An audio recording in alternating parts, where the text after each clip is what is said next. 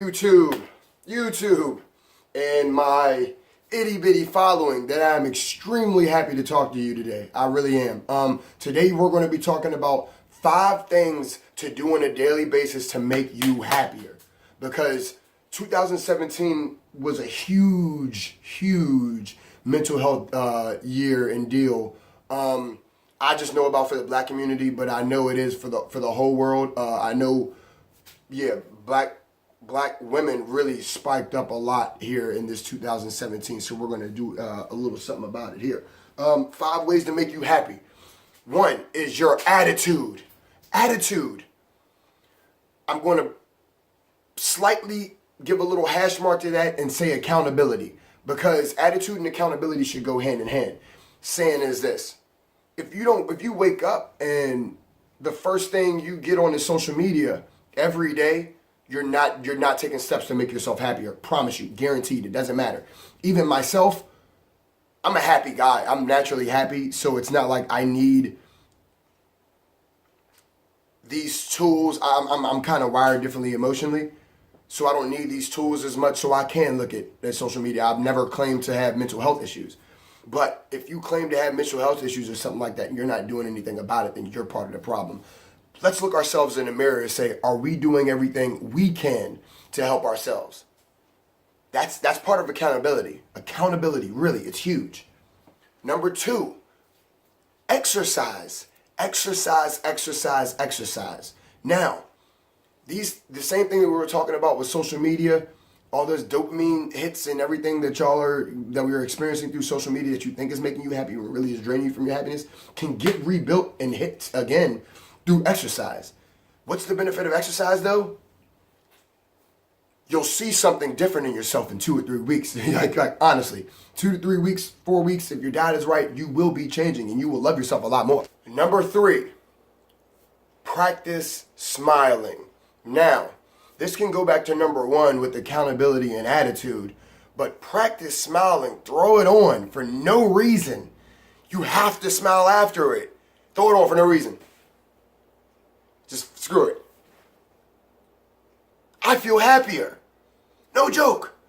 Now again, I am a happy guy, but you can make yourself happy too.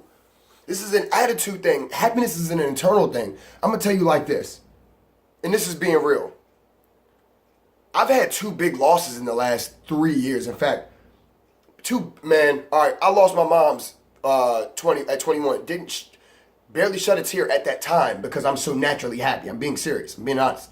Now, have I shed tears in the past few years just because, that shit is real. Life is real, and that's okay. Be happy for yourself. You don't have to cry at tragedies. You don't have to be mad at tragedies. You don't have to be mad because somebody tripped you. You don't have to be sad because your dog died. You don't have to be these things, because most of the time our emotion gets triggered instantly and we don't have a chance to think about it. Life is life. You can accept that and be happy. Your dog dies, I'm sorry. You can be happy. You can't tell me that you can't. You can't tell me that you can't. I promise you can. So this is why I say practice smiling. It can go back to attitude. Practice smiling. Throw it on for yourself. In a horrible situation, throw it on for yourself. Running late for work, what you gonna do? You got instant teleportation? Probably not. So, throw it on for yourself. Smile on the way to work, being late. You know you're about to be late. Whatever's going to happen is going to happen anyway. So, practice smiling, please. I'm trying to help. Number 4, meditation. Now, I could have thrown in something else because I feel like meditation's a little bit too advanced. So, if I had to throw in something else, it would be breathing. Deeply breathing. I'm talking about for 10 seconds, 10 to 20 seconds, 10 to 30. We're talking about something that's going to rewire your brain and rewire your happiness, sort of reboot yourself, because sleeping isn't enough. You go to sleep on social media, you wake up to social media, you're not really getting a break. Take 10 to 30 seconds breathing, and once you've mastered that throughout a week, just do it daily. I'm talking about 1, 2, 3, 4, 2, 3, 4. 2, 3, 4. Get deep breathe just for a minute. Do yourself that big solid, whether you want to do it in the middle of the day, beginning of the day, or the end of the day. It will help. I promise you. Practice breathing. And then when you get into breathing for a week, day to day, Look up some things on meditation. Meditation is huge. That's the real reset. That's the real mental. You'll get to yourself into a point of your meditation where you won't even remember like that you're like on earth pretty much. Like that's where meditation can take you. Breathe and just focus on your breathing. That is the key of meditation, is to focus on breathing. Start there and everything else comes from there. That's where it stems from. Number 5, I'm going to throw this in there, and nobody's going to like it because it's our daily choice, and it's what keeps a lot of us happy, and it keeps us. That's why America is obese a lot.